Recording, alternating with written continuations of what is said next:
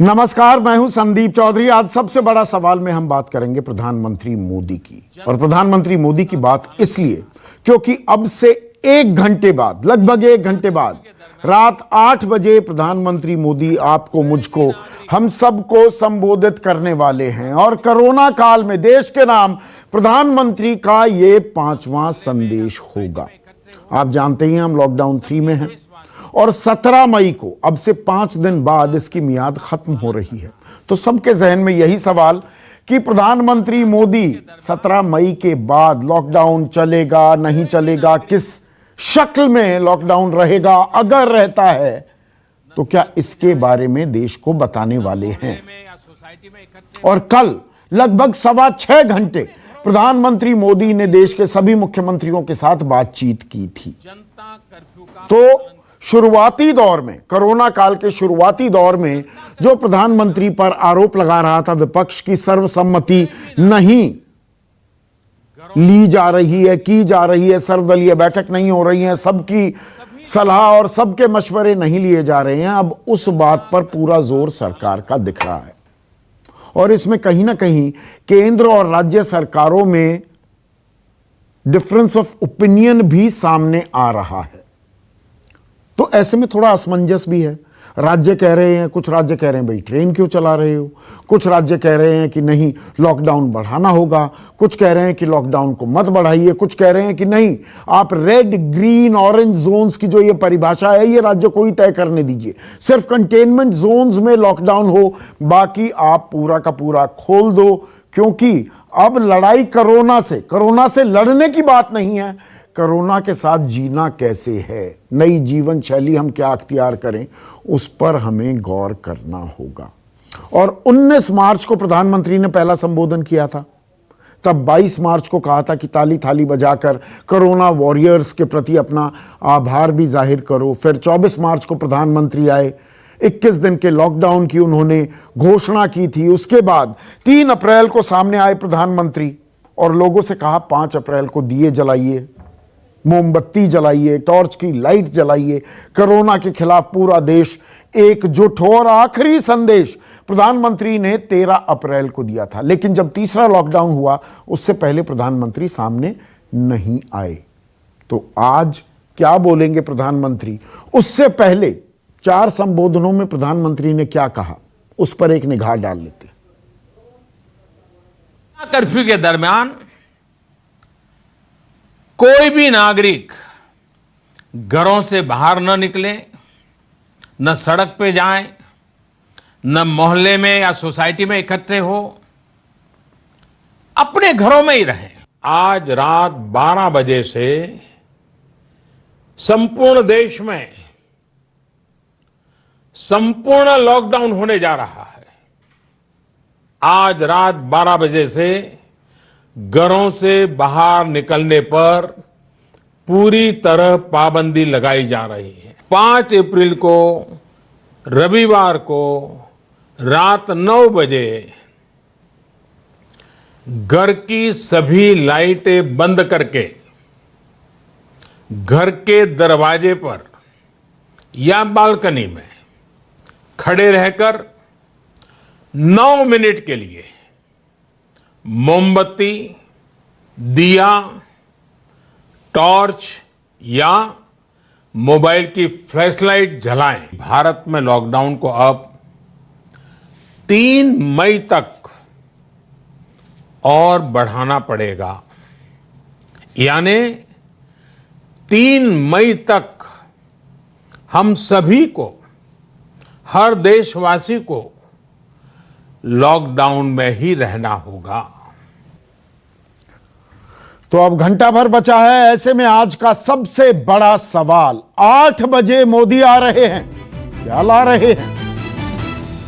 और ताला खुलने का काउंटडाउन शुरू हो गया है, यह सबसे अहम सवाल है। चर्चा में मेरे साथ बीजेपी के राष्ट्रीय प्रवक्ता डॉक्टर के शर्मा, कांग्रेस के राष्ट्रीय प्रवक्ता अखिलेश प्रताप सिंह, आम आदमी पार्टी के प्रवक्ता अजय कुमार और बीजेडी के राज्यसभा सांसद हैं, नौकरशाह भी रह चुके हैं, अब राजनीति में आ गए हैं, अमर पटनायक मेरे साथ भुवनेश्वर से जुड़ गए हैं। तो के पहला सवाल, और हर देशवासी के जहन में यही सवाल है, इसलिए मैंने पूरा का पूरा क्रम दिखाया कि 19 मार्च को प्रधानमंत्री ने पहले एक पब्लिक लॉकडाउन की बात की थी, फिर 24 मार्च, फिर 3 अप्रैल, फिर 14 अप्रैल। प्रधानमंत्री लगातार देश को संबोधित कर रहे थे, बता रहे थे कि वो क्या करने वाले हैं। लेकिन लॉकडाउन 3 से पहले प्रधानमंत्री नहीं बोले। 14 अप्रैल के बाद अब 12 मई को, यानी कि लगभग 1 महीने बाद प्रधानमंत्री बोलने वाले हैं। तो सबकी निगाहें इसी बात पर टिकी हैं।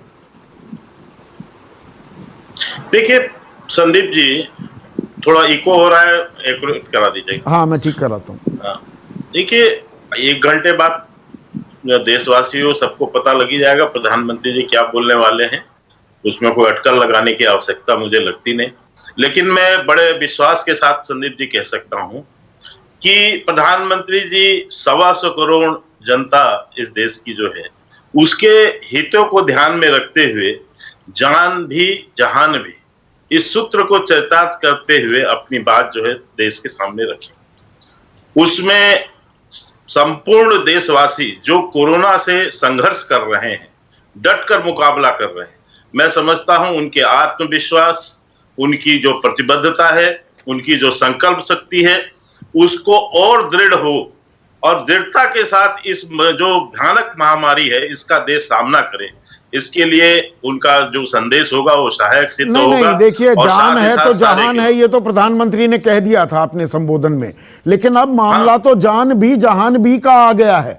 अब अर्थव्यवस्था का पहिया कैसे चलेगा, पर इसमें असमंजस हो रहा है ना। कल जो हमने वीडियो कॉन्फ्रेंसिंग देखी और उसकी विस्तृत रिपोर्टिंग हुई, आज तमाम अखबारों में एक एक मुख्यमंत्री ने क्या कहा, यह अब हर देशवासी को पता लग गया है। पर उसमें असमंजस है, कोई कुछ कह रहा है, कोई कुछ कह रहा है। कोई कह रहा है लॉकडाउन बढ़ा दो, कोई कह रहा है कंटेनमेंट जोन में रखो, कोई कह रहा है भाई ट्रेनें क्यों चला दी, कोई केंद्र से दिशा निर्देश की अपेक्षा कर रहा है। बिल्कुल बिल्कुल संदीप जी, मैंने जो लाइन यूज किया था वो यही कहा था, आप सुन सकते हैं कि जान भी जहान भी। और जो आपने कल कहा कि कल बैठकों में जो आप विभिन्नताएं आपको देखने को मिली, इसीलिए तो बैठक थी कि देश भर के सीएम, जो मुख्यमंत्री अपने अपने राज्यों में जो गंभीरता से इस लड़ाई को लड़ रहे हैं, वो आज इस 40-50 दिन के बाद क्या समझ रहे हैं, क्या उनका आकलन नहीं, ये बदलाव है क्या केंद्र की राय। एक मिनट, ये बहुत जरूरी पॉइंट है जी। जब लॉकडाउन पहला हुआ, पहले जो जनता कर्फ्यू की बात हुई, उसमें यह हुआ कि भाई सर्वदलीय बैठक तो की नहीं, आपने जनता कर्फ्यू लगा दिया। 21 दिन का लॉकडाउन हुआ, उसके बाद 14 दिन का लॉकडाउन हुआ, उसमें तो कोई ऐसी आम राय बनाने की कोशिश नहीं की गई। अब यह चौथे लॉकडाउन होगा नहीं होगा, इसमें आम राय की दुहाई बड़ी दी जा रही है। के मैं बिल्कुल राजनीतिक सवाल पूछ रहा हूं अब आपसे। बिल्कुल, मैं आपको राजनीतिक उत्तर देता हूं। संदीप जी, आपको ध्यान होगा जनता कर्फ्यू 19 तारीख को प्रधानमंत्री जी ने घोषणा किया था, एक दिन का। लेकिन जिस दिन वो घोषणा हुई 22 तारीख को, 22 तारीख की शाम 5 बजे पहला राज्य था राजस्थान, जिसने इसे 7 दिन बढ़ाने की बात की थी।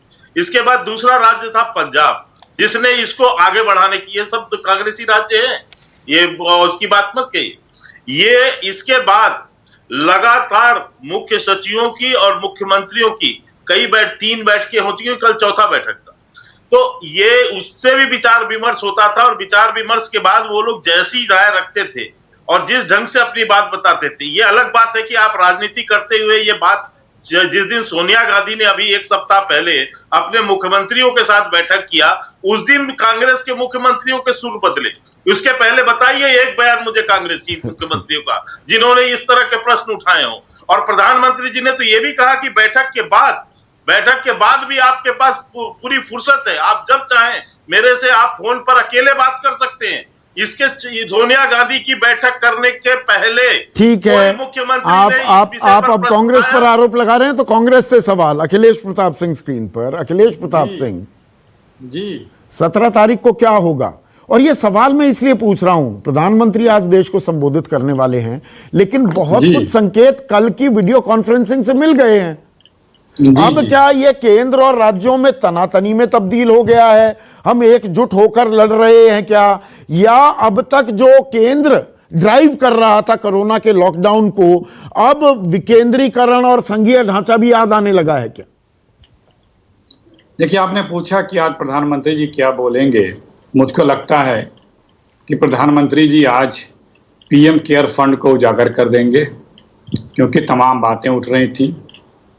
दूसरा, वो जो 7,500 रुपए हर गरीब के खाते में जाने की बात है, जिससे एक आर्थिक पैकेज गरीबों को मिल जाए और अर्थव्यवस्था भी ठीक रहे और गरीबों के हालात भी ठीक रहे, हमको लगता है वो भी आज कर सकते हैं।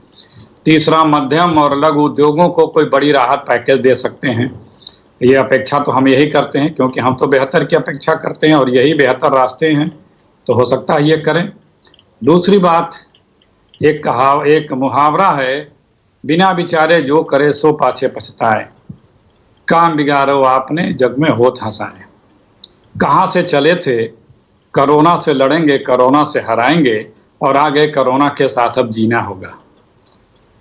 नहीं, ये तो 18 दिन की हकीकत है ना। महाभारत की तुलना नहीं, भाई, देखिए, ये पूरी तो दुनिया में ये अगर- हो रहा है। अखिलेश प्रताप सिंह, ये कहना, शब्दों की जादूगरी करना बड़ा आसान लगता है। आज की संदीप तारीख जी, की कड़वी हकीकत संदीप यह है, जी, we Sandeep- cannot fight corona. हम कोरोना से संदीप नहीं जी, लड़ सकते, कोरोना के साथ जीना सीखना होगा हमें। संदीप जी, ये पूरी दुनिया में संदीप हो जी, रहा है। जी संदीप जी, जब ये बोला गया था आदरणीय प्रधानमंत्री के द्वारा, उसके पहले भी कई राज्यों में इस तरह की बात राष्ट्रों में हो चुकी थी, तो फिर ये क्यों बोला गया था? ये क्यों इतने कॉन्फिडेंस से बताया गया था कि महाभारत 18 दिन में जीत गए थे, 21 दिन में हम इससे जीत लेंगे? बात दरअसल में ये है कि जो एक विजन होना चाहिए, जब राहुल गांधी बता रहे थे 12 मार्च से लेकर के 24 मार्च के बीच में कई बार कि इस पे हमें तुरंत ध्यान देने की आवश्यकता है, तो मंत्री लोग आकर के बोलते थे कि ये उपहास करते थे और कहते थे कि ये पैनिक ही क्रिएट कर रहे हैं। उसके बाद राहुल गांधी की हर बात मान रही है सरकार, मैं भी अभी बता रहा हूं, लेकिन ठोकर खाने और गंवा देने के बाद लॉकडाउन भी माना, पाउस बटन तो जो राहुल जी ने कहा तो पहले नहीं माना, बाद में माना, और अब वो भी माना कि हाँ जिले से बात होनी चाहिए, स्टेट और जो निचले स्तर पर डीएम है उनके लेवल से बात आनी चाहिए, और ऊपर से नहीं थोपी जानी चाहिए। अब फेस सेविंग के लिए अब आपने देखा, अभी आपने वार्ता में भी कहा कि अब सबसे ओपिनियन ली जा रही है। क्यों ली जा रही है? क्योंकि अपनी बचाने के लिए। अभी तक तो आप करते रहे। आपके मुख्यमंत्री हैं कैप्टन अमरिंदर सिंह, आपकी साझा सरकार है महाराष्ट्र में, वो लॉकडाउन की बढ़ाने की पैरवी करते हैं। आप चाहते क्या है? 17 तारीख को इस बात को साफ करिए ना। आप राहुल गांधी कर रहे हैं। राहुल गांधी पदाधिकारी हैं क्या? किसी पोस्ट पर हैं? कांग्रेस में किसी पोस्ट पर हैं क्या? वो आपके अध्यक्ष हैं? तो फिर क्यों पूछ रहे हैं? आपकी, आप बताइए, जब आप खुद ही कर रहे हैं नहीं पूछें। नहीं, मैं ये पूछ रहा हूं कांग्रेस की राय क्या है? देखिए, कांग्रेस बार बार राय देती रही। कांग्रेस की राय को माने, पहले तो यही तो खूबी होनी चाहिए इंसान में, कि किसी की भी राय यदि सही है तो उसे स्वीकारना चाहिए, उसे अडॉप्ट करना चाहिए, उससे आदमी छोटा नहीं होता है। अब देखिए, पहली बार से दूसरी बार में कहा गया कि अगर लॉकडाउन बढ़ना चाहिए, ठीक है, पूरा देश मोदी जी जो कहते हैं वो सुनता है और उसकी बात मान भी रहा है कोरोना में। लेकिन क्या मोदी जी ने सबकी बात मानी? हम आप 20 दिन से ये बहस कर रहे हैं कि मजदूरों को, उनको भोजन पानी की व्यवस्था उनके घर पे होनी चाहिए, अगर कोई जाना चाह रहा तो जाना चाहिए, लेकिन कोई पॉलिसी नहीं बना पा रहे हैं। क्या प्रधानमंत्री जी नहीं सुन रहे होंगे? मजदूरों की समस्या उनको दिख नहीं रही होगी। ठीक है, आपने चीजें गिनवाई। अब ऐसे में अमर पटनायक, एक मिनट, अमर पटनायक स्क्रीन पर। अमर पटनायक, आप क्या उम्मीद करते हैं? हम तीसरे लॉकडाउन में हैं, देशवासियों ने घरबंदी की लक्ष्मण रेखा को अभी तक निभाया है, लेकिन अब एक सब्र की इंतहा भी हो गई है, और कहीं ना कहीं क्योंकि आर्थिक पहिया बिल्कुल जाम हो गया है, तो नौकरी पर तो बनी आई है। 14 करोड़ लोग बेरोजगार तो हो ही गए हैं, इस बारे में मैं रोज चर्चा करता हूं। तनख्वाहें कट रही हैं, जिनकी नौकरियां भी हैं, जो वर्क फ्रॉम होम कर रहे हैं, उन्हें भी दिक्कत आ रही है कि ऐसे ही चलता रहा तो कितने दिन हम वर्क फ्रॉम होम भी कर पाएंगे। आनंद महिंद्रा कहते हैं कि भाई लॉकडाउन में रहे तो ये इकोनॉमिक हाराखेरी होगी, यानी कि आर्थिक खुदकुशी होगी। यही बात नारायण मूर्ति पहले कह चुके हैं कि ये लॉकडाउन परपेचुअली कंटिन्यू रहा तो लोग कोरोना से मरे या ना मरे, लेकिन भुखमरी के चलते मर जाएंगे। तो आप क्या सुनना चाहेंगे प्रधानमंत्री से? लॉकडाउन आगे चलता है या आप राहत पैकेज की दरकार करते हैं कि प्रधानमंत्री कुछ राहत पैकेज की बात करेंगे, या इकोनॉमी कैसे खोली जाएगी उसके बारे में एक दिशा देंगे?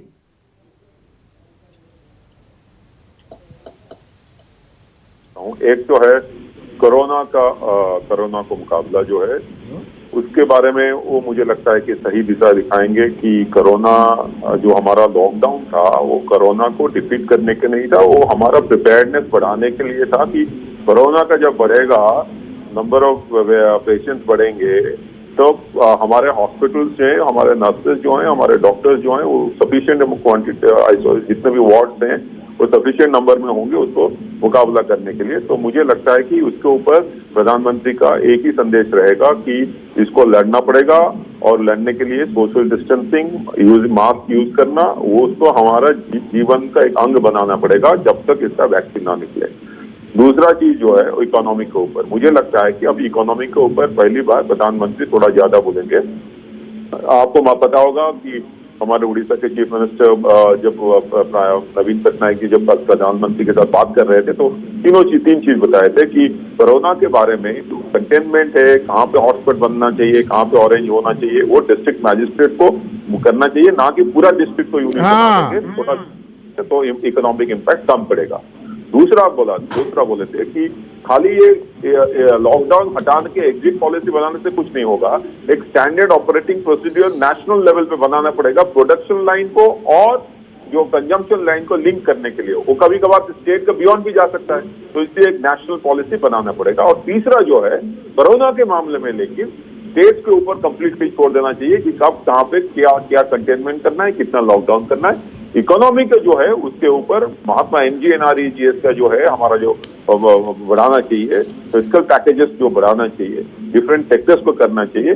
मुझे लगता है कि ये जो डिटेल्स हैं ये शायद बाद में आएगा, लेकिन प्रधानमंत्री आज इसके ऊपर कहेंगे कि हमारे को चलना पड़ेगा, we have to work very hard कि इकोनॉमी को रिवाइव करना है और इसके लिए हमारे को जो करना चाहिए वो करना चाहिए। और हमारे ये वैलिड सजेशंस हैं, प्रैक्टिकल सजेशंस हैं। और जो नवीन पटनायक का आप जिक्र कर रहे हैं, कहीं ना कहीं आपका पुट रहा होगा क्योंकि आप भी एक ब्यूरोक्रेट रह चुके हैं, और डॉक्टर अजय कुमार आप भी एक सीनियर पुलिस ऑफिसर रह चुके हैं।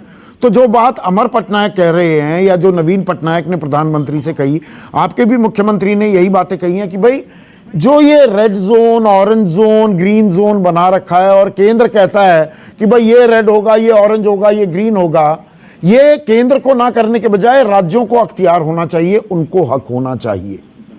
क्या आप इसकी उम्मीद करते हैं? और इसके साथ साथ जब आर्थिक पहिया आपको घुमाना भी है, अब दिल्ली पूरा रेड जोन है तो मतलब क्या आर्थिक गतिविधियां नहीं होंगी? सिर्फ कंटेनमेंट जोन में उन्हें रखिए। और जब आर्थिक गतिविधियों की बात होती है, आप ट्रेन चला रहे हैं और ट्रेन भी फुल कैपेसिटी पर, यह नहीं कि 74 के बजाय 50 लोग ही बैठेंगे, मिडिल रो भी, मिडिल बर्थ भी उसमें चल रही है, तो ट्रेन चलाएंगे, शराब की बिक्री होगी, सोशल डिस्टेंसिंग की वहां धज्जियां उड़ सकती हैं, वो काम हो सकता है, तो इंडस्ट्रीज क्यों नहीं चल सकती? क्या इस बाबत कुछ क्लैरिफिकेशन या प्रधानमंत्री के मन की बात भी आज हम सुन सकते हैं या हमें सुननी चाहिए?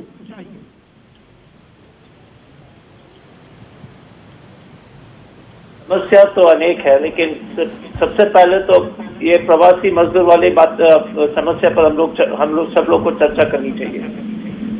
ट्रेन तो चल रही है, लेकिन अभी भी लाखों लोग जो रोड पर है। और शर्मा जी अभी बीजेपी के प्रवक्ता बोल रहे थे कि जान भी होना चाहिए, जान भी होना चाहिए। लेकिन अगर ट्रेन चल रही है और पूरी तरह से अभी रिपोर्ट आ रही है कि रेलवे ने 16 करोड़ कमाए पिछले एक दिन में, लेकिन प्रवासी मजदूर के लिए कोई समाधान नहीं निकला। अभी भी लाखों में रोड जो है, हर बॉम्बे से लेकर के पटना, दिल्ली से लेकर के भोपाल, पूरे देश में लोग जो है या साइकिल में हो या पैदल चल रहे हैं। तो इसके लिए भी तो सरकार को ध्यान रखनी चाहिए, और इस पर कोई सरकार को कोई ध्यान नहीं। दूसरी बात है, इस कठिन समय में कुछ सरकार ने जो मजदूर कानून संशोधन लिया है। अब एक तो प्रवासी मजदूर इतने परेशान है, उसके बाद आपने कानून जो है उद्योगपति कोई उद्योग चलाने के लिए आप कह रहे हैं कि उद्योग बंद हो गए इसलिए उसको चलाना है। तो स्पष्ट रूप से क्योंकि आप उद्योग को मदद नहीं कर रहे, तो आप मजदूर के कंधे पर जो अपनी गोली चला रहे हैं। तो अजीब से हमें इस देश में हम लोग ने ठान लिया है कि गरीब लोग की कोई जगह नहीं है।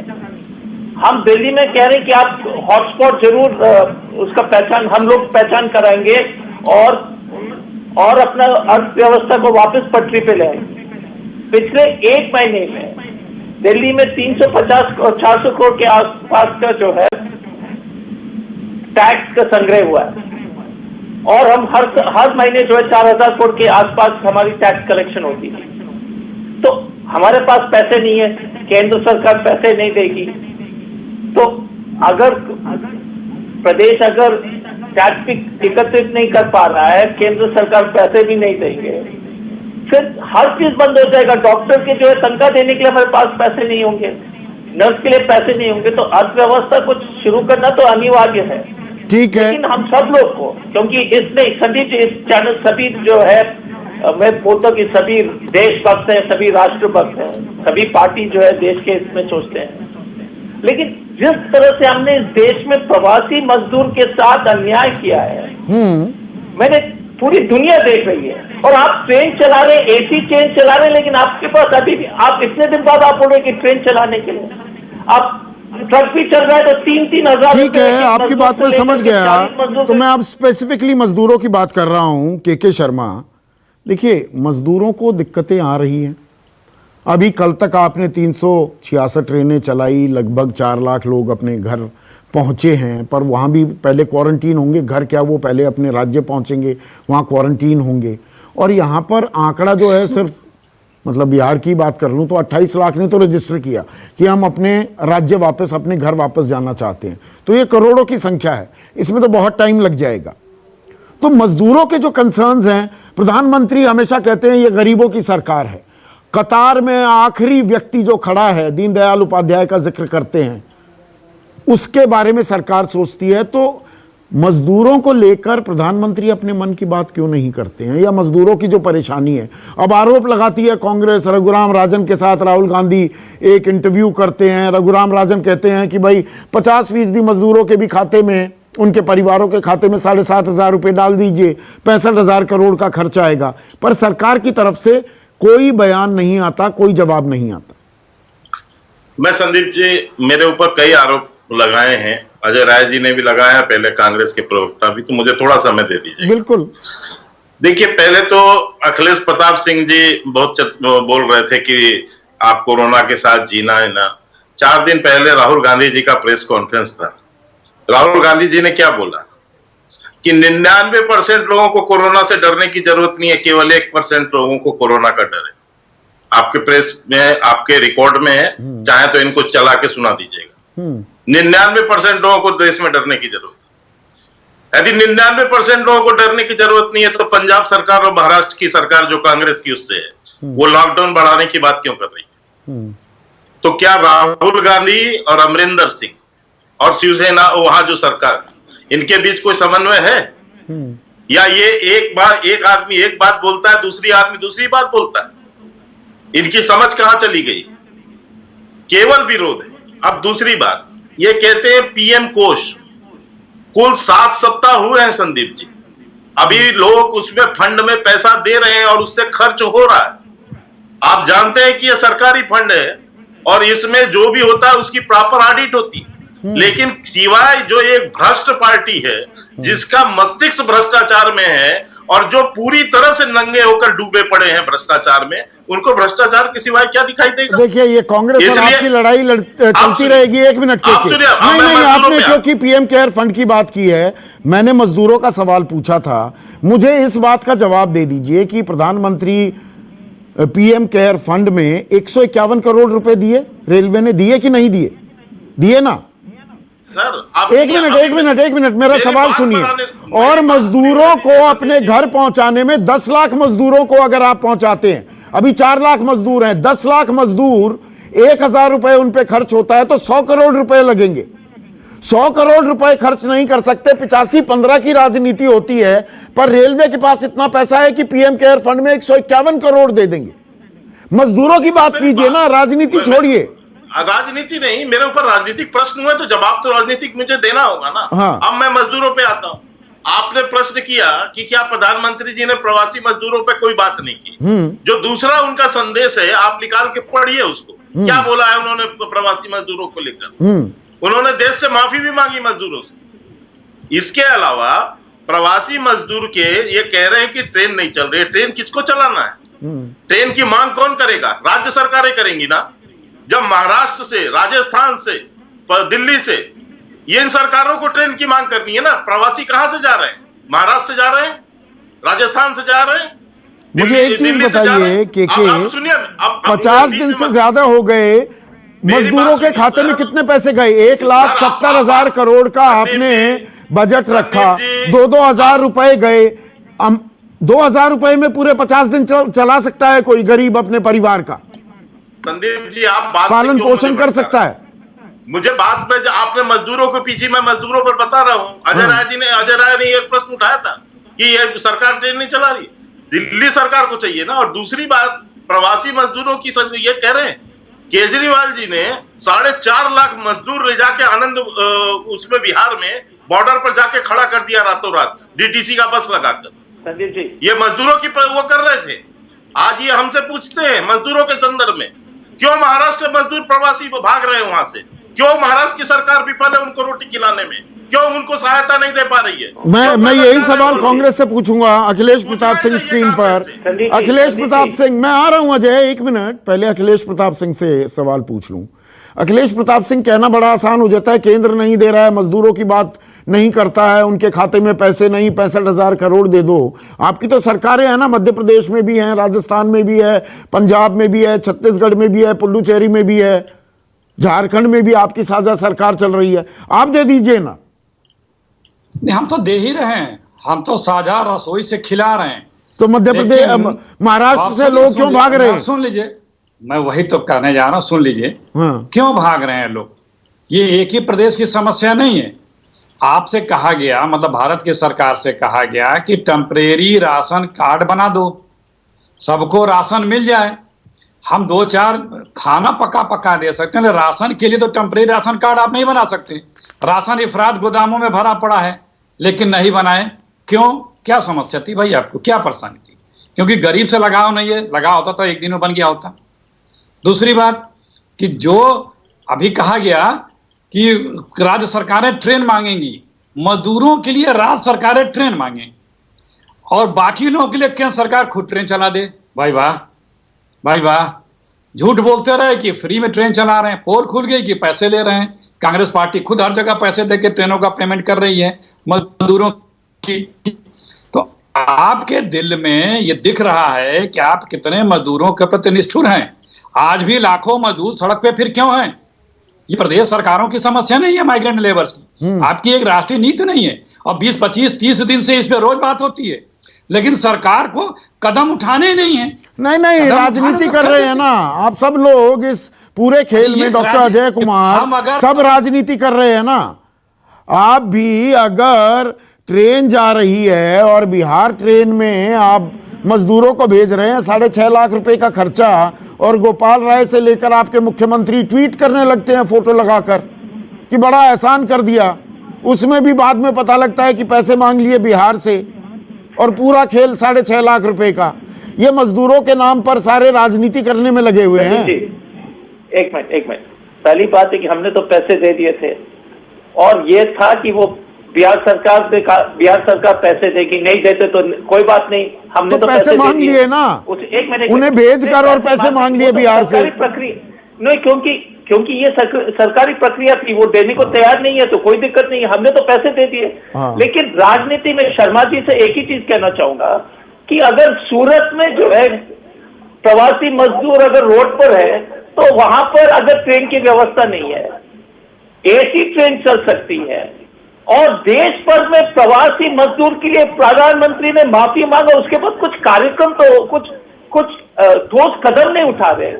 और आप बताइएगा कि ये सिर्फ बालकनी में आना, हवाई जहाज से जो है फूल बरसाना, अगर आप सेना के ट्रक्स नहीं चल सकते थे कि सेना को जो 50 करोड़ के खर्च हुए, आप प्रवासी मजदूर के लिए, क्योंकि देश के गरीब के, आप देख लीजिए ना, परिवार मर रहा है, 16 लोग मजदूर जो है रेलवे लाइन में कटकर मर गए, दुर्घटना पर मर रहे, जूते नहीं है, छाले पड़ रहे, और तभी भी हम लोग राजनीति कर रहे हैं। तो हमारी गलती है, मान लीजिए हमने गलती कर लिया, शर्मा जी ने कहा, लेकिन आप बोलते कि देश के सबसे मजबूत प्रधानमंत्री, आप मजबूत सरकार है, तो आप कीजिए सर, अब हमको छोड़ दीजिए, हमको आप जितने गाली गलौज करना कर लीजिए, लेकिन किसी का आंसू नहीं बह रहा है।